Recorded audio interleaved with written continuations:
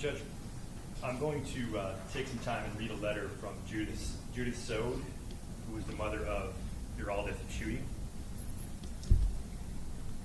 My name is Judith Sode. I'm the mother of Geraldith Schutte, who was taken from us on March 17th, 2025, at only 32 years old. I write this letter from Florida, where our family now lives, with a grief that does not lift. Not in the morning, not at night, not ever. I ask that you receive these words not as a formality, but as the truth of a mother who has buried her daughter. To understand who Geraldith was, you must understand where she came from. Growing up in Colombia, even as a young girl, she was the responsible one. While her father and I worked, it was Geraldith who watched over her brothers, making sure they ate, were safe, and felt loved. She never had to be asked. It was not a role she was assigned. It was simply who she was. Caretaker, protector, a little mother long before she ever became one. That spirit was not something life taught her, she was born with. Our family has walked this road of violent loss before. In September of 2011, we lost Geraldith's father to an assassination in Colombia. Geraldith was already in the United States when it happened. She received the news from thousands of miles away, unable to hold him, unable to say goodbye. She had to board a plane to bury her father. She knew deeply and personally what it means to lose someone to violence from far away. That grief lived inside her for the rest of her life. And now her mother, her brother Miguel, her brother Daniel, and I are all living that same nightmare again because of David Huff. Geraldith came to the United States in 2010 as a teenager. Within just 2 years in a new country, in a language that was not her own, she finished high school in 2012. That alone speaks to who she was. Shortly after graduating, she became a young mother. It was the greatest blessing of her life, and at the same time, her biggest challenge. She was young, on her own, and had a child depending entirely on her. Most people would have stopped there. Geraldith did not stop. She worked at pizzerias and fast food restaurants. Whatever job was in front of her, she never stopped. She never complained. She became a nurse assistant, caring for patients with her hands, her patience, and her heart, all while going to school and raising her children on her own. She earned her bachelor's degree in health services administration from Bryant and Stratton College, and continued to earn her master's degree in social work from Roberts Wesleyan University. No one gave her those degrees.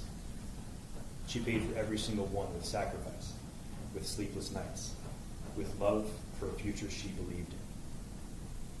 I was there the day she graduated. I watched my daughter walk across the stage in her cap and gown, flowers in her arms, smiling the way only someone who has truly earned something can smile. Her family and closest friends were all there to cheer her on that proud day. We were all there, and I want you to know, Your Honor, that moment was one of the greatest of my life. A girl who had crossed continents, buried her father, raised a child on her own, and worked herself to the bone, standing there radiant with a diploma in her hands. This is who David Huff took from this world. She put that degree to work immediately. She became a foster care case manager at Children Awaiting Parents Incorporated, fighting every day for children who had no one, children without families, children in crisis. Those who knew her, friends and co-workers alike, all described her the same way. Someone who showed up completely, who gave everything, who you could always count on. Just months before she was killed, Geraldith had taken a new role as a preventative social worker at Villa of Hope, working to keep families together and protect children from harm. She dedicated her career to ensuring that other children would not have to feel those losses she had endured. She knew what those losses cost. She chose to spend her life fighting. When our family moved to Florida, Geraldith chose to stay in Rochester. Not because she didn't love us, she loved us fiercely, but she had planted herself there. She had a purpose there. She had her boys there. Her son Ethan's a good boy, kind and caring, just like his mother. Her son Caden was born with medical complications and was later diagnosed with autism. Caden required a feeding tube to receive nutrition. He faced communication challenges that most children never encounter. Geraldith did not flinch. She learned everything she needed to learn She became his advocate, his voice, his safe place. The one person in the world who truly understood him, who could reach him, who made him feel that the world was not too big or too loud or too much. When I think about what David Huff has left Caden to face without her, I have no words, only grief. Geraldis lived in Rochester, where she had built her life and her career. On the night of March 17th, 2025, she was at David Huff's stepfather's residence in Syracuse, and that is where he shot and killed her and his own 11-year-old son, Jeremiah, with a 12-gauge shotgun at close range. A mother and a child gone in one night by one man. And when that man stood before a court and heard the details of what he had done, he laughed. Your Honor, I need you to feel the full weight of what that means. Geraldis survived so much. She survived loss, displacement, the murder of her father, young mothering, and years of exhausting work. She came out the other side not bitter, but giving. She gave to her children. She gave to her clients. She gave to her community. She gave it to all of us, and she was taken by a man she had trusted. I will never be whole again. That is not something I say for effect. It is simply true. There's a place in me that will be empty for the rest of my life. And every time I look at Ethan and Caden, I see her, and I feel the weight of everything she will never get to do that. I implore you, Your Honor, sentence this man in a way that reflects the true magnitude of what he has done. Not just to Geraldis, not just to Jeremiah, but to every life she would have touched, every child she would have protected, every person who will now have to carry this loss forever. Give my daughter the justice she spent her whole life giving others. With all my grief and with deepest respect to the court, Judith Sowd, mother of Geraldis Schutte, dated May 19th, 2026.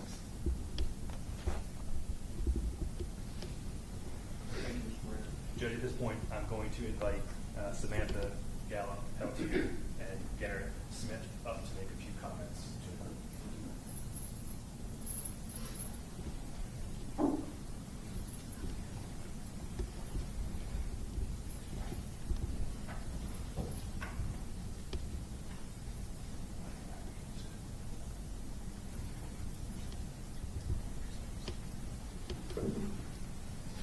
For the record, I just want to state that the letter I'm reading is from my Aunt Jen, David Huff's sister.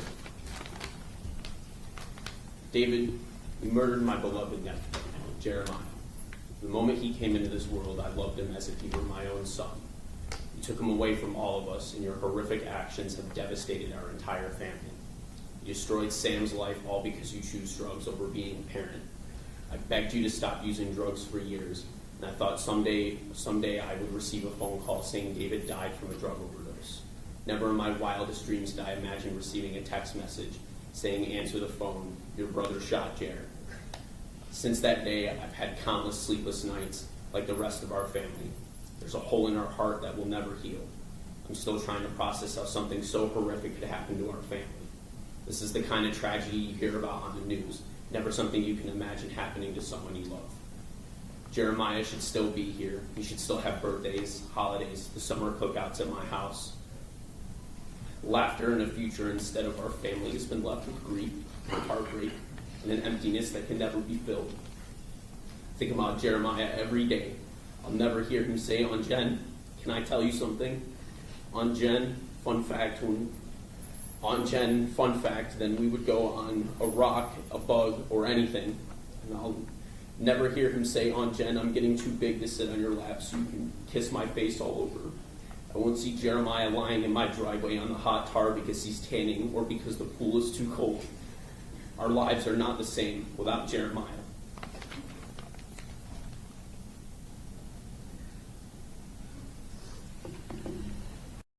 Listen closely to how Jeremiah's mother speaks about him. These aren't just memories. This is a mother fighting to preserve every detail of her son's existence. In sentencing hearings, these moments can be incredibly powerful because they remind everyone in the courtroom that victims were real people with dreams, personalities, and futures. I am Samantha Gallup-Peltier. I'm Jeremiah's mother. Your Honor, scientists have long studied the moment life leaves the body One theory suggests that the body loses exactly 21 grams of death, something never fully explained and often associated with the departure of the soul, leaving this earthly realm. Science has also proven something else. During pregnancy, a child leaves pieces of themselves behind with their mother through a phenomenon known as fetal microchimerism. A fetus transfers cells and their DNA into the mother's body where they remain for decades. A mother quite literally carries pieces of her child with her forever. Perhaps that's where a mother's instinct truly comes from, because part of our children never really leave us. And because of that, I know Jeremiah is with me every second of every day. Jeremiah was beautiful in all the tiny details that made him uniquely him. The highest number of freckles we ever counted was somewhere around 55 before he pushed me off and refused to let me continue. Those freckles looked like gold dust scattered across his cheeks.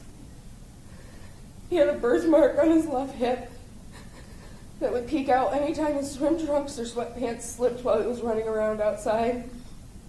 And his toes were almost always dirty, no matter how many times we washed them, because he was constantly exploring, climbing, running, adventuring.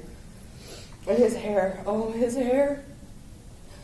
his hair was always the star of the show. He would twirl it absent-mindedly while watching television, riding in the car. The light brown strands would fade into sun-bleached blonde every summer from days spent outside doing what he loved most, living. But Jeremiah's beauty had nothing to do with his appearances alone. He was kind, intelligent, gentle, empathetic, deeply thoughtful.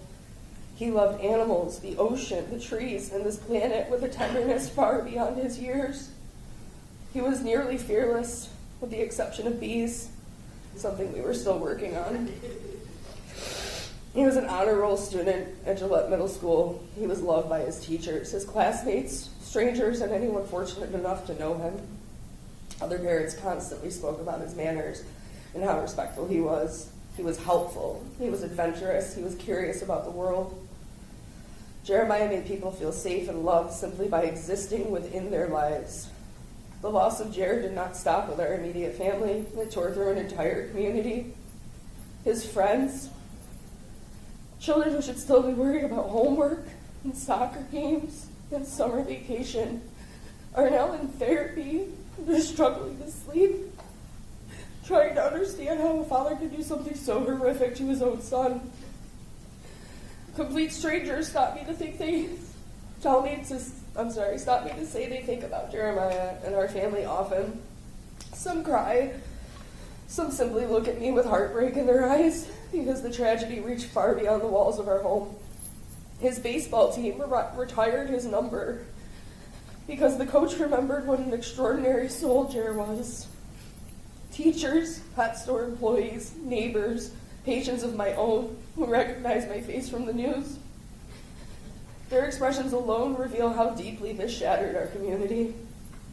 Jeremiah has 6 grandparents who adored him completely. Mom and Todd, with their memories of baking cookies and sleepovers and campfires.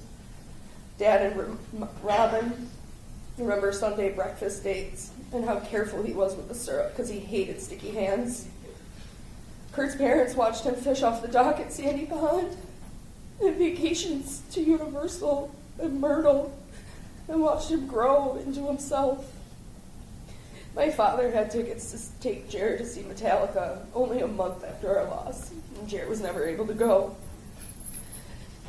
His aunts and uncles loved him fiercely. They loved him as though they were their own child.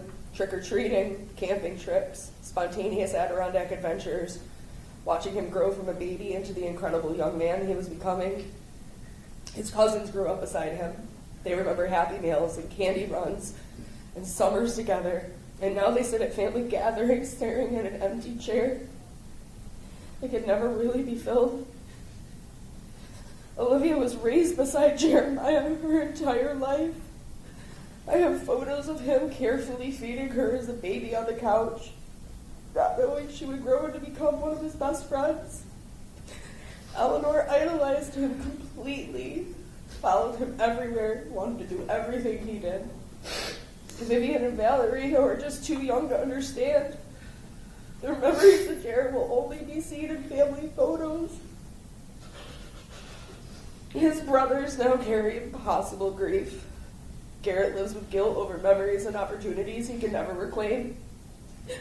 Jean-Luc lost his only sibling and has been forced back into the loneliness of being an only child.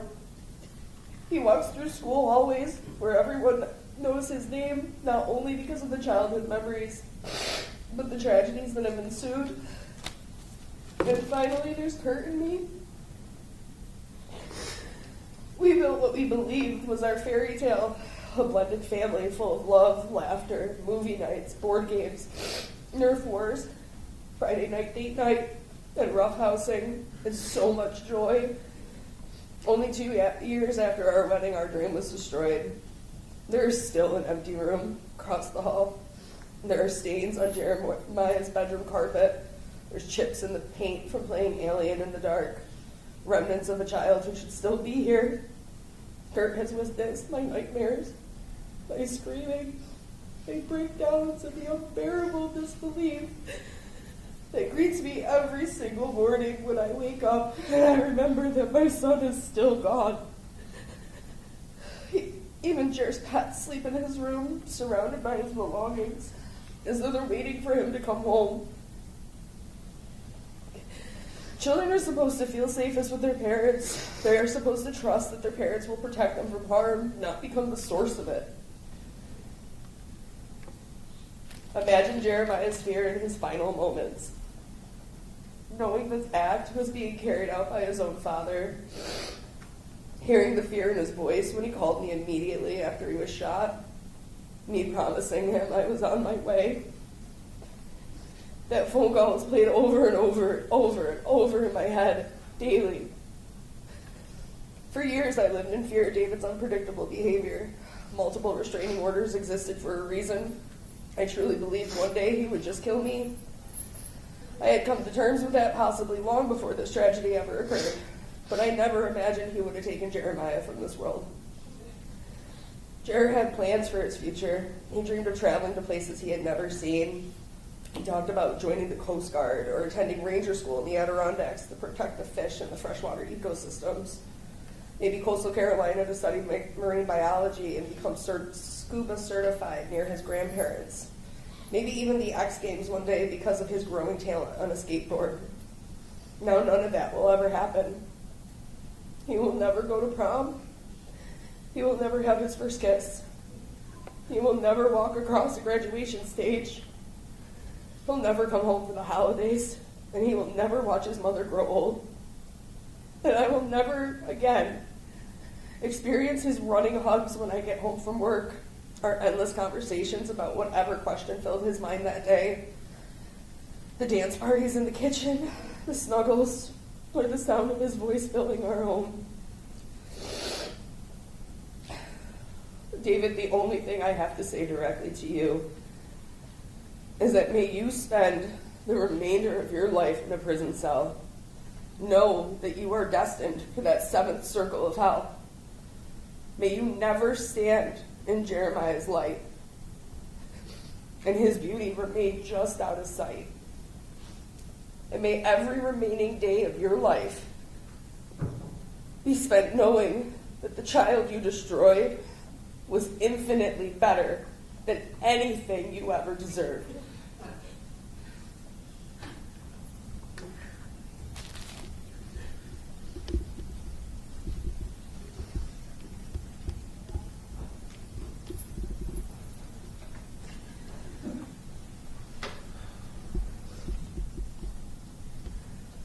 I want to just thank Samantha and Garrett for their comments.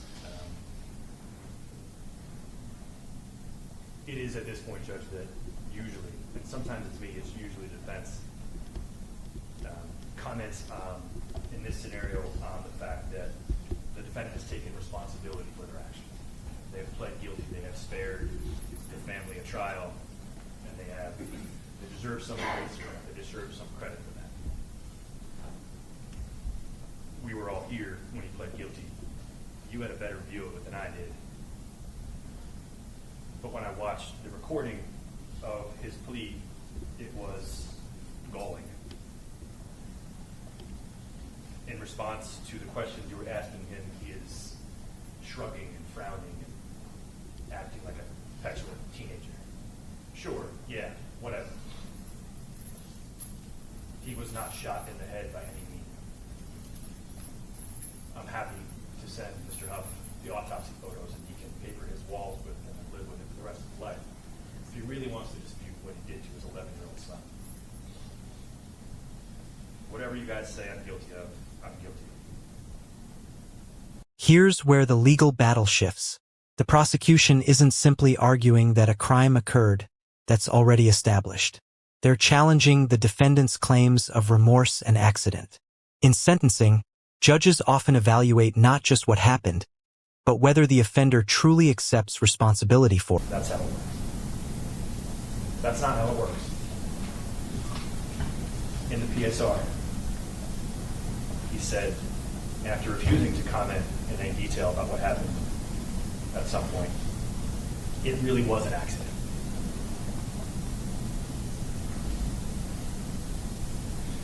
This was no accident.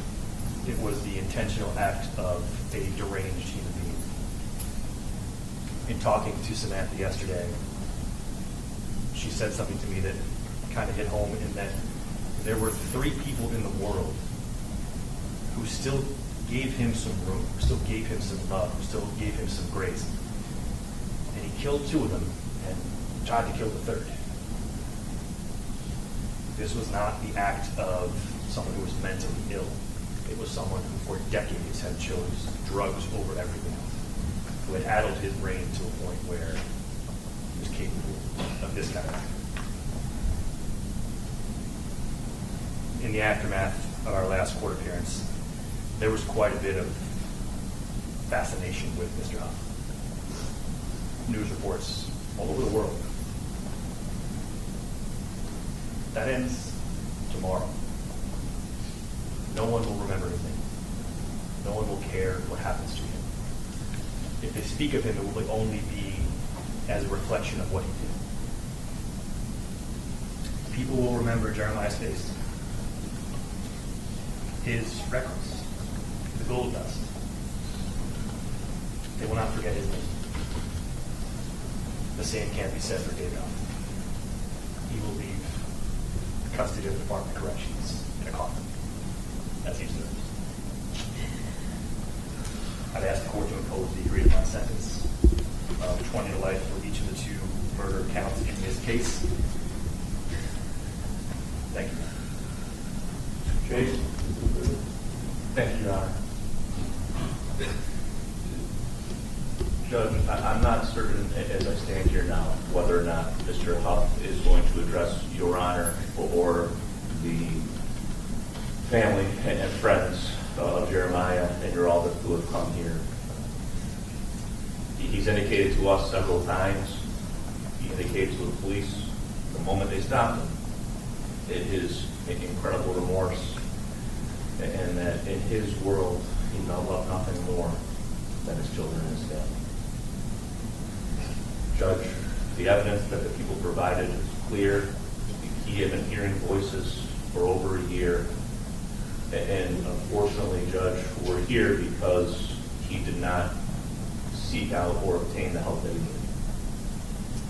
Our analysis is clear that there very likely is some history in his family of mental health issues that were very likely exacerbated by his continued use of Molly and other synthetic drugs. The one issue or the one fact that no one has ever seen to come to grips with is how he could do that to his son, how he could do that to a woman he loved, and how he could do that to his stepfather, who has been, from my understanding, the only father figure he ever had. I think, Judge, it's clear when you look at all the steps they had taken. They thought there were voices from phones. They took TVs off the wall. They took down walls because he really was struggling and really did have those beliefs. rather than going through that trial, rather than going through all the analysis, he chose to plead guilty. He's admitted what he's done. And even to this day, my office still receives phone calls and emails from his past clients in his lawn care business telling us that they don't understand what happened and that they're praying for my client. Judge, so this is ultimately a terrible tragedy. And I don't think it compares to anything else that I've seen in this court system.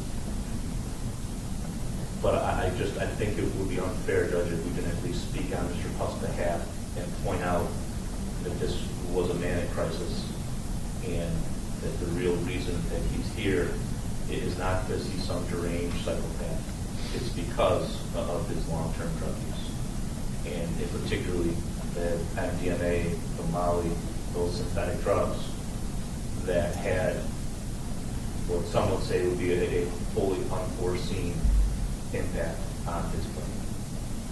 Judge, we would ask you to go forward with the sentence as we agreed to. Thank you.